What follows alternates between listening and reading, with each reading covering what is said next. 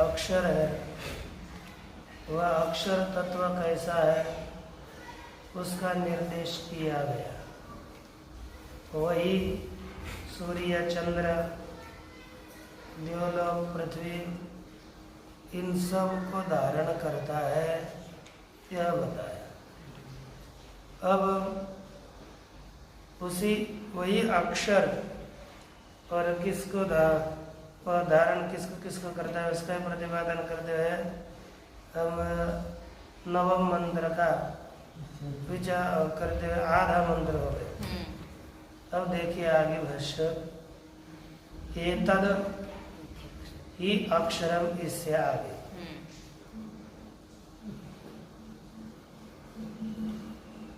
अब ये बताया किम इति एतस्य प्रशासने द्यावा पृथिव्यो वर्ते थे। इस परमात्मा के प्रशासन में ही क्या किम ये द्युलोक और पृथ्वीलोक ये क्यों रहते हैं बताइए। इसके प्रशासन में ये द्युलोक और पृथ्वीलोक क्यों रहते हैं, ये शंका हुई। तो उसका उत्तर है एतद ही अक्षरम सर्व व्यवस्था से तो सर्व मर्यादा विधरणम कहा। एतद ही अक्षरम, यह जो अक्षर तत्व है वह सभी प्रकार की जितनी भी व्यवस्थाएं हैं उन सभी व्यवस्थाओं का सेतु है, सभी व्यवस्थाओं की सीमा यह तत्व है। सर्व मर्यादा विधरणम, सभी प्रकार के मर्यादाओं को धारण करने वाला है। अतः न अस्य अक्षरस्य प्रशासनम द्यावा पृथिव्यो अतिक्रामतः, इसलिए इस अक्षर का प्रशासन, इस अक्षर की जो अक्षर ने कितना भी किया, कहा कि उसने शासन किया कि इससे अतिरिक्त चलना नहीं, तो इसके प्रशासन का द्युलोक और पृथ्वीलोक ये कोई उल्लंघन नहीं करता। इसके शासन में ही वे सब रहते हैं।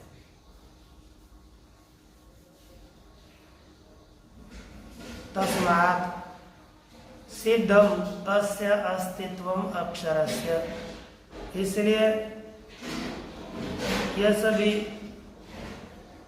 इसके ही प्रशासन का कोई उल्लंघन नहीं करता, इसलिए सिद्ध हुआ इस अक्षर का, परमात्मा तत्व का अस्तित्व इससे सिद्ध होता है।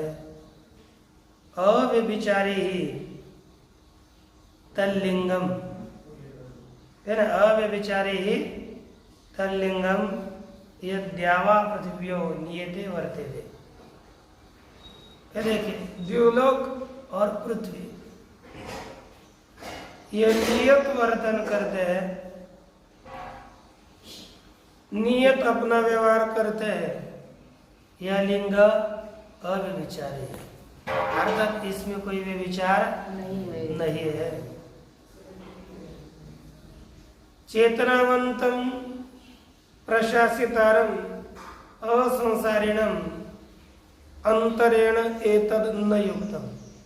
ये बताया चेतनावान, कैसा चेतनावान कौन?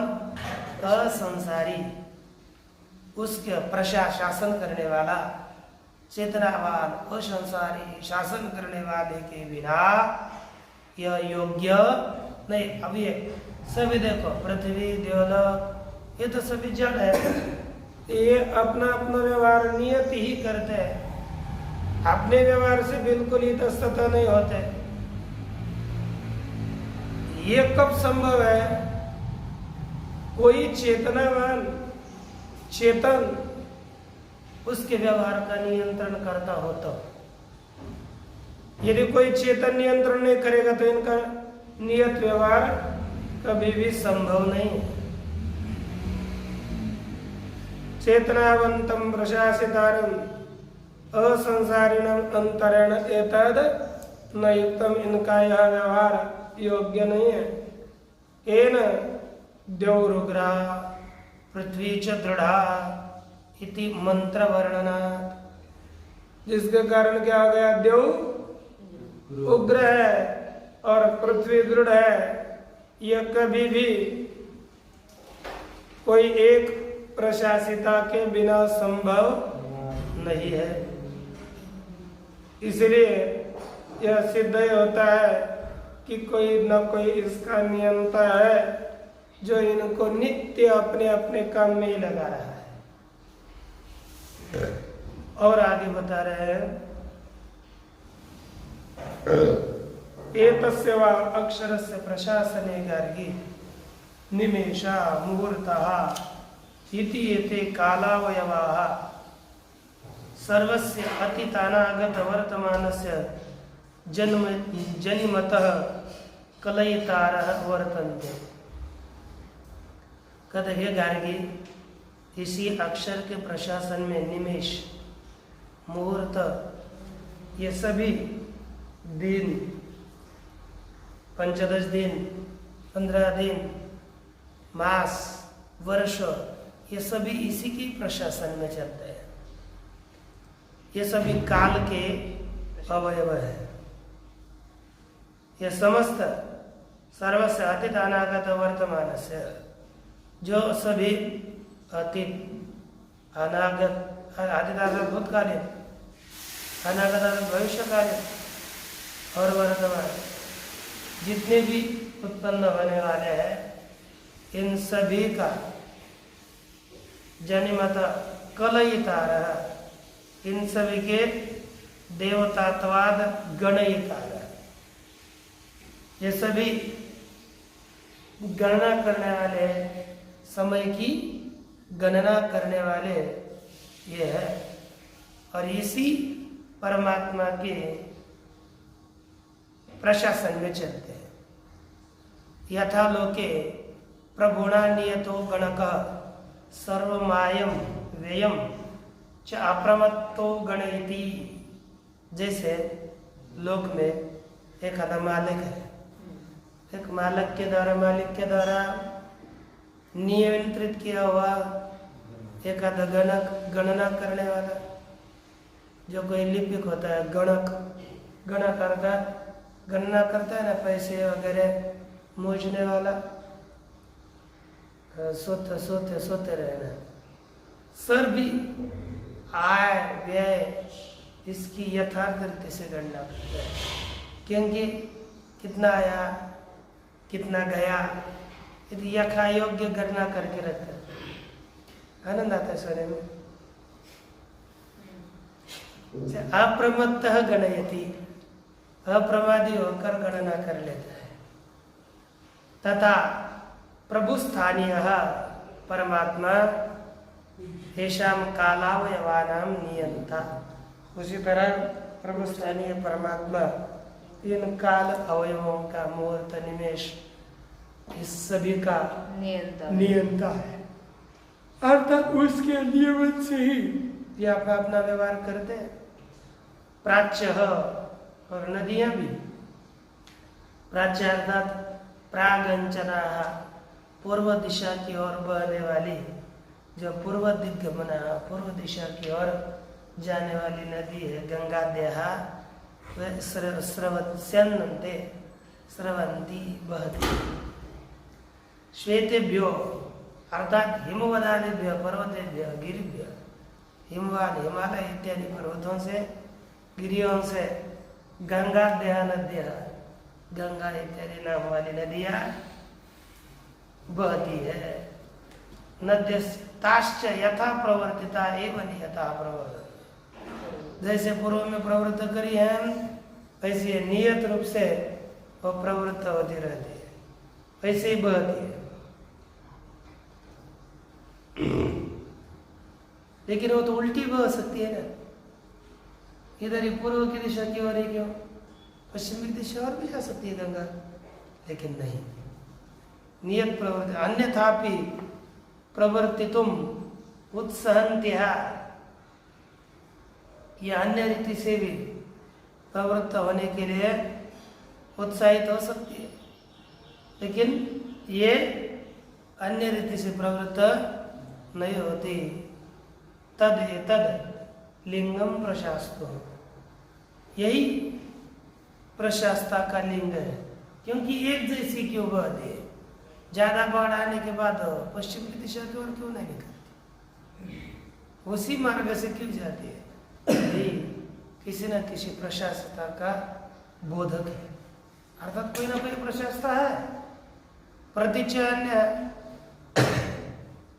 दूसरी नदियां प्रतिचिम दिशा मंचनती, जैसे सिंधु नदी, नर्मदा नदी, ये पश्चिम दिशा की ओर बहती है। याम्याम दिशम अनुप्रवृत्ता, और दूसरी भी जो दिशा नदियां जिस दिशा में प्रवृत्त हुई है, ताम ताम न विचरंती, वह उस दिशा को भी विचरित नहीं होते, वह भी इस परमात्मा का लिंग है ना। किंच ददतो हिरण्यादीन प्रयच्छतः आत्मपीड़ां कुर्वतोपि प्रमाणज्ञापि मनुष्यः प्रशंसन्ति।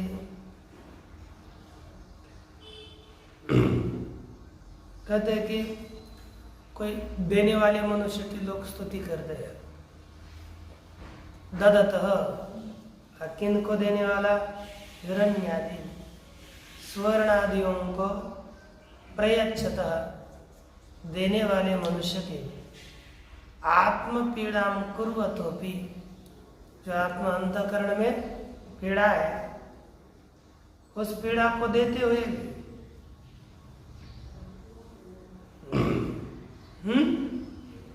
ऐसे ददतोपि, देने वाले मनुष्य की भी, हर अपने में पीड़ा करते हुए भी, जो प्रमाणज्ञ पुरुष है ना, प्रमाण को जानने वाले, ऐसे मनुष्य प्रशंसन, प्रशंसा करते तत्र यच्च दीयते हे च ददति हे च प्रतिगृह्णन्ति। कहते कि वहां पर जो दिया जाता है, जो देते हैं और जो ग्रहण करते हैं, तेषाम यही समागम, उन सब का समागम यहीं पर ही होता है। इसी दान में होता है। विलयश्च अन्वक्षो दृश्यते, और इनका विलय भी प्रत्यक्ष देखा जाता है। संयोग वियोग, विलय अर्थात वियोग, समागम भी देखा जाता है और वियोग भी प्रत्यक्ष देखा जाता है। अदृष्टस्तु पर समागम,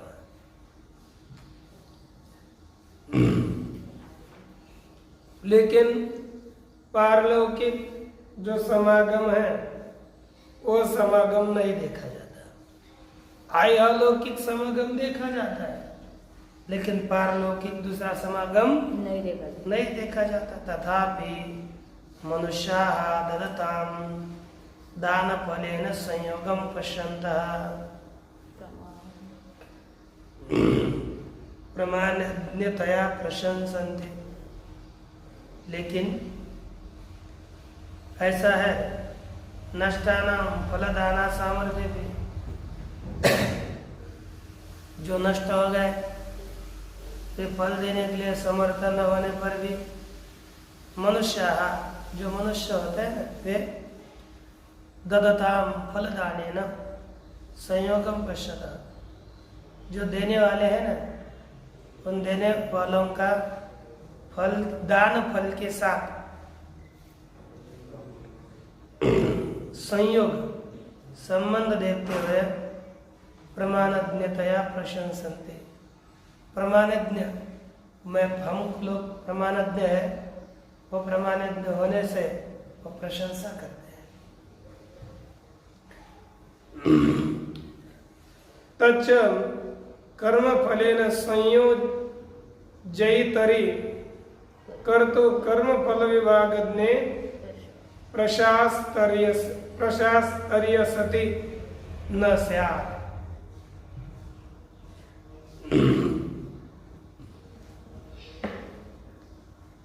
पर समागमः तथापि दानं तथापि मनुष्या ददतां फलदानेन संयोगम पश्यन्त। तो तथापि जो मनुष्य, कोई मनुष्य देने वालों का दान फल के साथ संयोग देखते हुए प्रमाणज्ञतया उसकी प्रशंसा करते हैं। तच्च कर्म फलेन संयोजयितरि कर्तु कर्म फल विभागज्ञे प्रशास्तर्य सति न स्यात्। और कर्म फल के साथ, कर्म फलेन संयोजयितरि, कर्म फल के साथ संयोग कराने वाला है ना, कर्तु फल विभागज्ञे, कर्ता के फल के विभाग को जानने वाला, कर्म फल के साथ संयोग कराने वाला एक आधा जो प्रशास्ता है, वो प्रशास्ता न होने पर कर्म फल के साथ संयोग आदि नहीं हो सकते, क्योंकि कर्म तो पूर्व में नष्ट हो जाता और फल बाद में मिलता है। तो कोई ना कोई वो कर्म फल का संयोग कराने वाला तो होना चाहिए। जैसे हमने किसी के यहाँ जाकर काम किया और आप बोलोगे हमको तो पैसा मिल ही जाएगा, कोई देने वाला नहीं होगा तो कैसे मिलेगा? कोई मालिक, एक आधा मालिक होगा तो आप जाकर काम के साथ झगड़ा नहीं करते, उस जिसने रखा उस मालिक के साथ करते, दे दो पैसा। अर्थात देने वाला कोई ना कोई होना चाहिए। दान क्रियाया प्रत्यक्ष विनाशत्वात्, क्योंकि जो दान क्रिया है तो यहाँ पर ही नष्ट हो गई और फल उसको स्वर्गलोक में मिलता है। दान क्रिया प्रत्यक्ष नष्ट हुई, फल बाद में मिलता है, तो फल देने वाला कोई ना कोई है। तस्माद अस्ति दान कर्तॄणाम फलेन संयोजयिता, इसलिए दानकर्ता को फल के साथ संयोग कराने वाला कोई ना कोई एक कर्ता है, संयोग कराने वाला है। यहाँ पर पूर्व पक्ष शंका करते हैं, महाराज क्यों आप दूसरा एक ईश्वर एखादा कर्ता मान रहे हो? अपूर्व से फलदातृत्वात् कृतम ईश्वर है, अपूर्व ही फल देने वाला होने से ईश्वर व्यर्थ है, ईश्वर को नहीं मानना चाहिए। कोई कहते अपूर्व मिति से फल संयोग कराने वाला अपूर्व ही है, ऐसे यदि कोई कहेगा तो उत्तर दे रहे तत्सद्भावे प्रमाणानुपत्य है, अपूर्व के सद्भाव में कोई प्रमाण नहीं है। प्रशास्तुरपि चेत, तो पूर्व पक्ष पुनः बोलते महाराज जैसे अपूर्व के सद्भाव में कोई प्रमाण नहीं है, उसी तरह प्रशासन करने वाले के सद्भाव में भी कोई प्रमाण नहीं है। तो उत्तर है न, यह कहना ठीक नहीं। क्यों? आगम तात्पर्य सिद्धत्वात्, कहते क्या रे प्रशास्तु के लिए कोई प्रमाण नहीं है। आगम का आगम के तात्पर्य से ही प्रशास्ता की सिद्धि हो गई है। आगम तात्पर्य सिद्धत्वात् प्रशास्तु औचाम ही आगमस्ते वस्तु परत्वम, और इससे पूर्व में हमने बताया भी आगम वस्तु परक है ना। आगम से वस्तु परत्वम अवोचाम, हमने बताया कि आगम वास्तविक वस्तु पदार्थ परक है। किंच, और अन्यद अपूर्व कल्पनायाम च अर्थापत्तेः क्षयो अन्यथैव उत्पत्तेः, और अन्य दूसरे अपूर्व की कल्पना में अर्थापत्तेः क्षयः, अपूर्व कल्पना करने में क्या होगा? अर्थापत्ति का क्षय हो जाता है, क्योंकि अन्यथैव उपपत्तेः, अन्य रीति से ही, क्योंकि ईश्वरम आदाय चारित्रार्थ्यम, ईश्वर को मान करके ही यह अर्थापत्ति प्रमाण सफल होता है। इसीलिए वह अपूर्व मानने में कोई अर्थापत्ति अर्थापत्ति की अपेक्षा नहीं है। अन्य सेवा फलस्य सेव्यात् प्राप्ति दर्शनात्, जो सेवा का फल है, सेवा फलस्य, सेवा के फल की सेव्य से प्राप्ति देखी जाती है। हम जिसकी सेवा करते हैं उससे ही सेवा के फल की प्राप्ति होती है, किसी अन्य से नहीं। तो हम सेवा कर रहे हैं ईश्वर की, तो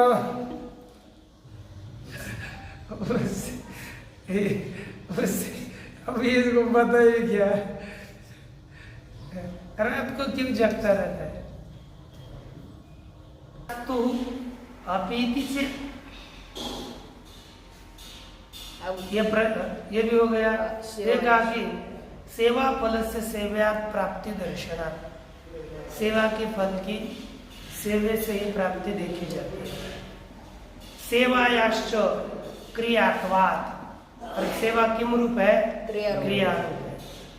तत्सामान्यच, और उसके समान ही कौन है? याग दान होमादिना सेव्यात् ईश्वरादे फल प्राप्ति रूप बध्यते, सेव्य ईश्वर से ही फल की प्राप्ति सिद्ध होती है। जो भी कर्म है ना, कोई भी कर्म हो, उस कर्म का फल सेव्य से ही प्राप्त होता है। तो याग का भी फल सेव्य ईश्वर से, परमात्मा से ही प्राप्त होता है, ये समझना चाहिए।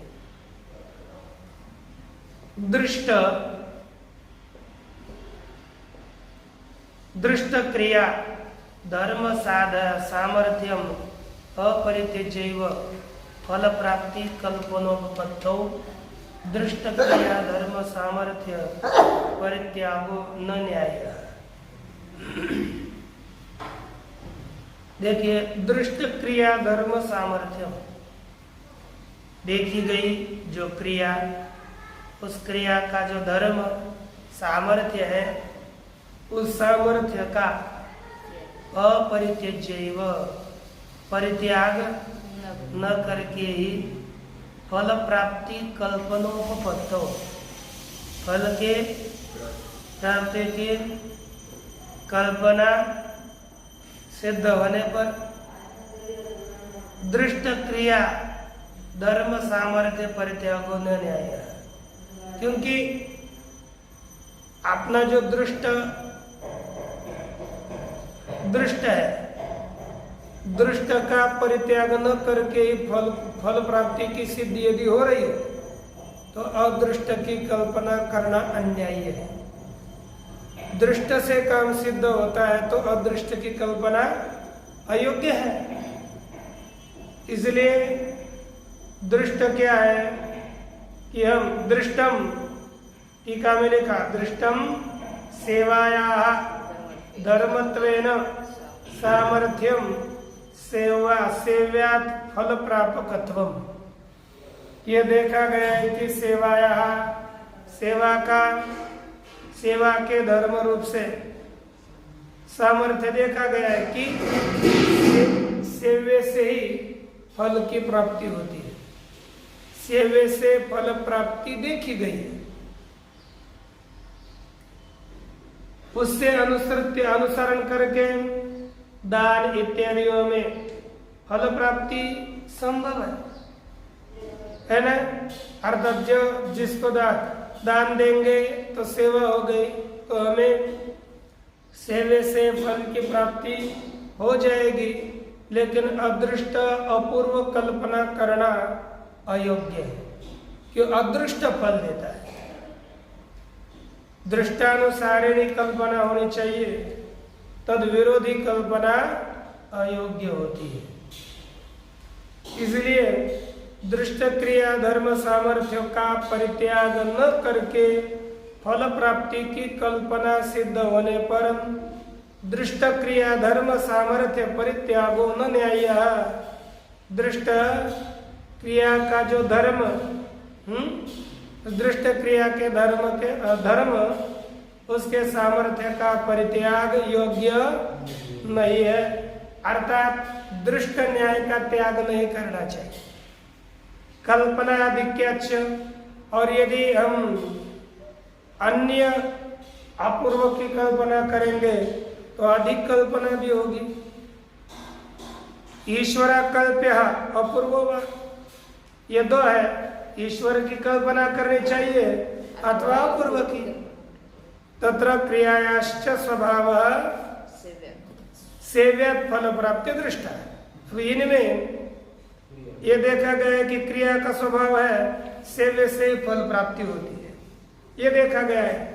न तो अपूर्वात्, है ना, अपूर्व से फल प्राप्ति नहीं देखी गई। न च अपूर्वम दृष्टम, और किसी ने अपूर्व देखा भी नहीं। तत्र अपूर्वम अदृष्टम कल्पयितव्यम, वहां पर अदृष्ट अपूर्व की कल्पना करनी पड़ेगी।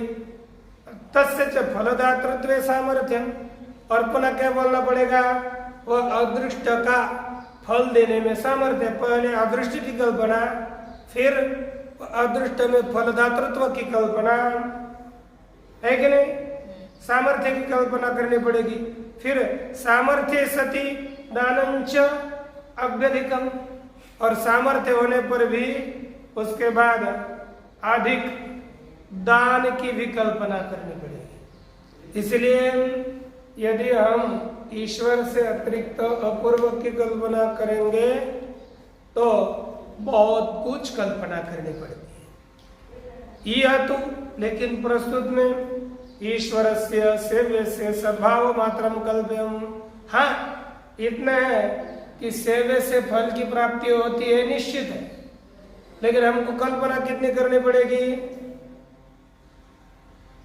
उसका अस्तित्व है, ईश्वर है, इतना ही मानना पड़ेगा। और जो सेव्य है, सेव्य ईश्वर है, उसका अस्तित्व मात्र मानना पड़ेगा। बाकी की जो सेव्य है वो फल देता है, ये तो लोक से देखा गया है, उसकी कल्पना करनी नहीं पड़ती, वो दृष्ट है बस। यह तो यहाँ पर प्रस्तुत में हमारे पक्ष में सेव्य ईश्वर के सद्भाव मात्र की कल्पना करनी पड़ती है, न तो फलदान सामर्थ्यम दातृत्वंच, फल देने का सामर्थ्य और उसमें दातृत्व की भी कल्पना न करनी पड़ती है, करने की अपेक्षा नहीं है, क्योंकि ये देखा गया है सेव्यात् फल प्राप्ति दर्शनात्, सेव्य से ही फल प्राप्ति देखे जाने से। अनुमानंच दर्शितम, और अनुमान भी दिखाया गया। द्यावा पृथिव्यो विधृते तिष्ठतः, द्योलोक और पृथ्वी ये विधृते तिष्ठतः, हृदय धारण किए रहते। तथा च यजमानम, उसी तरह यजमानम देवा ईश्वरा संता, देव ईश्वर होते हुए जीवनार्थे अनुगता,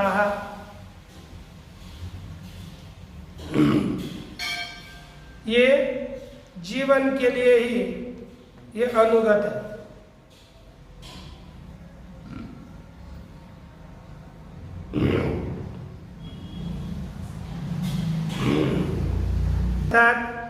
देखिए देव ईश्वर यजमान को जीवन के लिए संबंधित है, अर्थात जीवन को निमित्त कृत्य ही वो यजमान के साथ संबंधित है,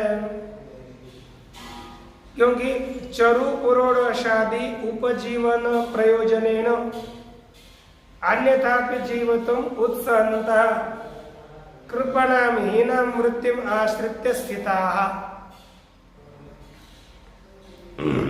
तच्च प्रशासतु प्रशासनात् स्यात्। देखिए ये जीवनार्थ के लिए यजमान से संबंधित होते हैं। कौन देवता, उनको जीना है तो यजमान की अपेक्षा होती है, यजमान के बिना नहीं जी सकते। ये कैसे जिएंगे? उनको चरु पुरोडाश इत्यादि जो उपजीवन है, जीने का साधन है, उसके द्वारा ये जीते। लेकिन ये तो अन्यथा भी दूसरे प्रकार से भी ये देव जी सकते हैं ना, क्योंकि देवताओं का भोजन क्या है? यदि हम हवन करेंगे वही देवताओं को प्राप्त होता है, उससे देवता प्रसन्न, वही उससे वो संतुष्ट होते हैं, दूसरा उनका भोजन नहीं है। लेकिन वो देवता सामर्थ्य वाले हैं, दूसरा भी भोजन कर सकते हैं ना, लेकिन नहीं कर रहे हैं। क्यों?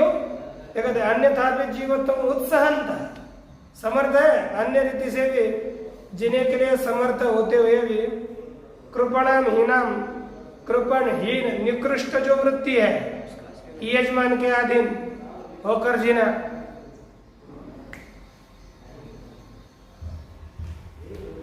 देना